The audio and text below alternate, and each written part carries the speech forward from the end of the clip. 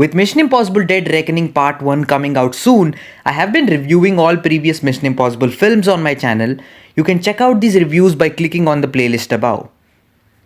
Mission Impossible 2 was a huge box office success. It was even the highest grossing film of 2000, but it wasn't quite well received by the audiences and critics. This meant that the franchise needed a fresh new direction, and that took quite some time to bring about because Mission Impossible 3 came out in 2006. There was a 6-year hiatus between the previous film and this one. Multiple accomplished directors like David Fincher were in talks to direct the new MI film, but none of that quite worked out until Tom Cruise started binging the first 2 seasons of this TV show called Alias, which was a spy thriller, and Cruise absolutely loved it. He went on to contact the creator of the show and offered him to direct the new Mission Impossible film. And that's how J.J. Abrams directed his first film.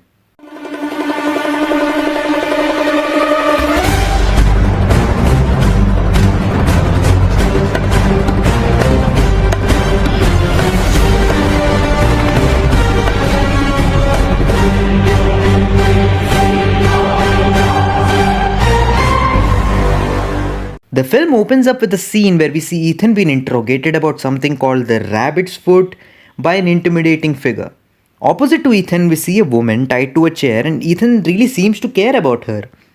The scene literally ends with a bang as we hear a shot being fired, apparently killing the woman. And that, folks, is how you open a film. The intensity seeps onto you instantly. There are several unanswered questions, but just the right amount to make you intrigued. It's a genius way to hook the audiences. Cue in the Mission Impossible 3 intro, which is very simplistic and doesn't have a display of vignettes that the other films have, but I guess that works well enough with the no-nonsense approach of the film. Right after the intro, we are in a house party with Ethan and his soon-to-be wife Julia. Ethan is retired and is now training agents for the IMF and is leading somewhat of a normal life. This is exactly what the franchise needed at the time. A different direction and a proper emotional hook, which in this case is Julia, played excellently by Michelle Monaghan. There are several instances in the film where we see Ethan at his most vulnerable self, something never quite explored in the previous films. This considerably raises stakes and creates genuinely resonant character moments. Soon enough, Ethan takes on a mission to save his former protege who has been captured and kept in an abandoned warehouse, and I simply adore the entire rescue sequence. It's constantly thrilling and tons of fun. We also get to see Ferris, played by Kerry Russell, in action. She's a total badass. I know that she dies later on, but I really wish they would have had a lot more screen time for her character because I genuinely thought she was great. The entire sequence then culminates with a great helicopter chase and the death of Lindsay. This adds quite a lot of emotion to the story given the mentor-protege relationship between Ethan and Ferris. I really love how much of the film focuses on giving more depth to Ethan. Sure, he's great as the cold, calculating, smart hero, but seeing him vulnerable makes the entire story feel a lot more important. At this point, we have to discuss about the pacing of the film, and I will say this. MI3 might be the fastest moving action film of all time. Literally, there isn't a single second that is wasted, the stakes are consistent, and the action is practically non-stop. J.J. Abrams' direction adds a lot to the film too. His camera is constantly in motion and you can see multiple lens flares, zooms, saturated colors and close-ups, which basically level up the intensity scene by scene. It's a dynamic debut and all of his techniques used here would go on to become trademark J.J. Abrams techniques. I also think MI3 is the first one to absolutely nail the team dynamic. The first one does that well enough and the second one practically throws it out the window, but MI3 gives every single character a key role to play in the mission. An excellent example of this is the brilliant sequence that takes place in Vatican City. I think this is almost as iconic as the Langley sequence from the first one, primarily because of the way it keeps raising stakes steadily throughout. The mission of kidnapping Owen very much seems impossible, and yet you see it being executed by Ethan and his team right in front of your eyes. I also think it's really cool that they finally show how these masks are actually made, and it does make sense to a certain degree. I genuinely love the sequence where Ethan has to stall talking with the guard as he is in Owen's disguise and his voice is yet not uploaded. It's a really clever way to escalate tension and it totally works. One simply cannot talk about Mission Impossible 3 without mentioning late Philip Seymour Hoffman's incredible performance. He's easily the best and most intimidating villain of the franchise, and a testament to that is this harrowing scene on the airplane. Once Ethan has captured Owen, he begins questioning him. Owen barely even seems worried and starts to ask what Ethan's name is and in turn begins to threaten Ethan. Ethan snaps and he does this.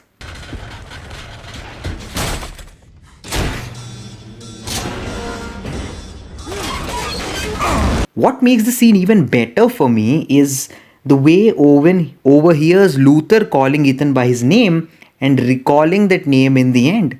It's chilling, and I have to mention yet again, Philip Seymour Hoffman's performance was truly terrific.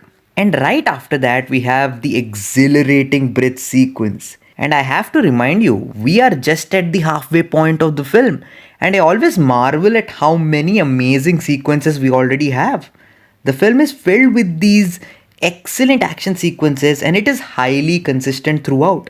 I do think that MI3 lives in the shadow of the next three films, and people often tend to forget how good it actually is.